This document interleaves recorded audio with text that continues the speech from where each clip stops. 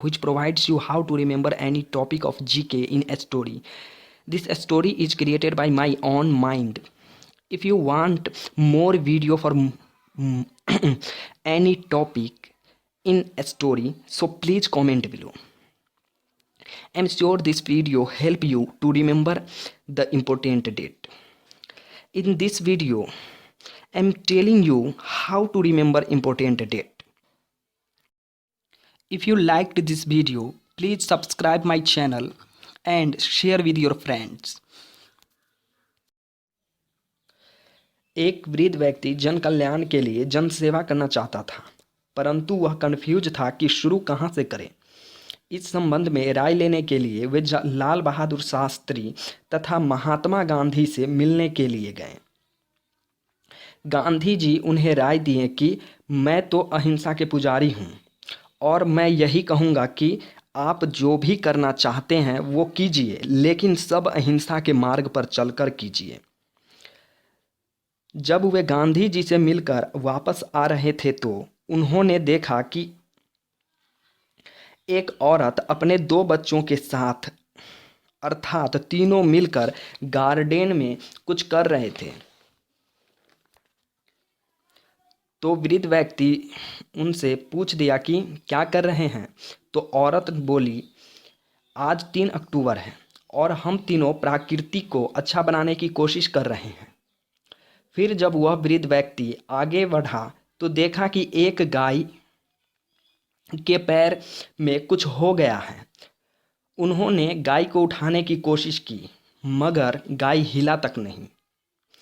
तभी उसका नज़र आगे से आ रही 3 महिला पुलिस पर पड़ी।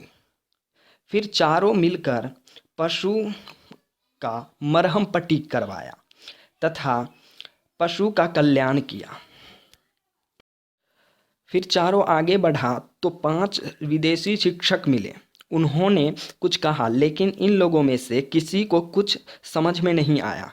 फिर भी ये लोग आगे बढ़े, लेकिन आगे जंगल था तो इन्हें लगा बस थोड़ा दूर जंगल होगा, लेकिन 6 किलोमीटर चलने के बाद भी जंगल समाप्त नहीं हुआ।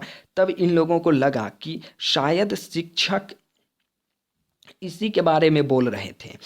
ये बात ही कर रहे थे कि 6 शेर इनके तरफ भागे आ रहा था। इन लोगों ने पेड़ पर चढ़ने का कोशिश करने लगा। वृद्ध व्यक्ति और एक पुलिस पेड़ पर चढ़ गए, लेकिन 2 पुलिस पेड़ पर नहीं चढ़ पाया तो वन्य प्राणी उसे खा गया। वृद्ध व्यक्ति को लगा कि शेर थोड़ी देर में चला जाएगा, लेकिन शेर वहीं बैठ गया और जाने का नाम नहीं ले रहा था। 1 दिन 2 दिन करके 7 दिन बीत गया। वो तो नसीब ठीक था कि जिस पेड़ पर चढ़ा था उस पे फल लगा हुआ था।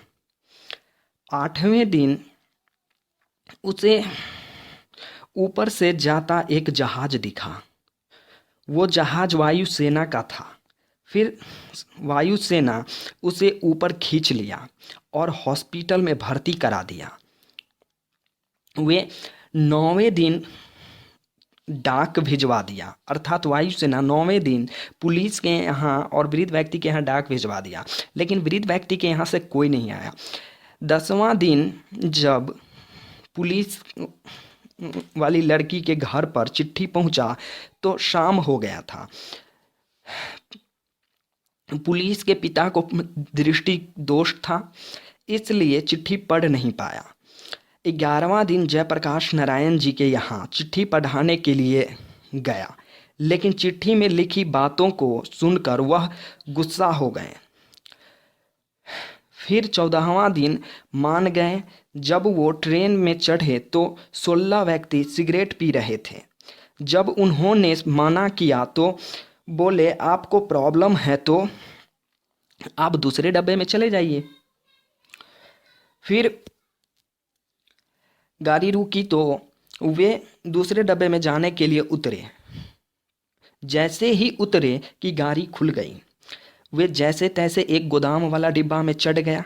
उन्होंने देखा कि इनमें 16 बोरी खाद्य पदार्थ रखा हुआ है। दूसरी तरफ देखा तो खाने के लजीज चीज सब था। उसने उसमें से कुछ खाया तथा कुछ रख लिया। 21वें दिन जब हॉस्पिटल पहुंचा तो डॉक्टर बोला, आपके बेटी को आयोडीन की कमी हो गई है, अर्थात आयोडीन की अल्पता हो गई है, इसलिए कुछ दिन यहीं रहने की आवश्यकता है।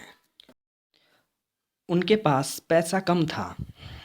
24वें दिन उसके पास मात्र 24 रुपया बचा। फिर मैं मितव्ययता करके चलाने लगा।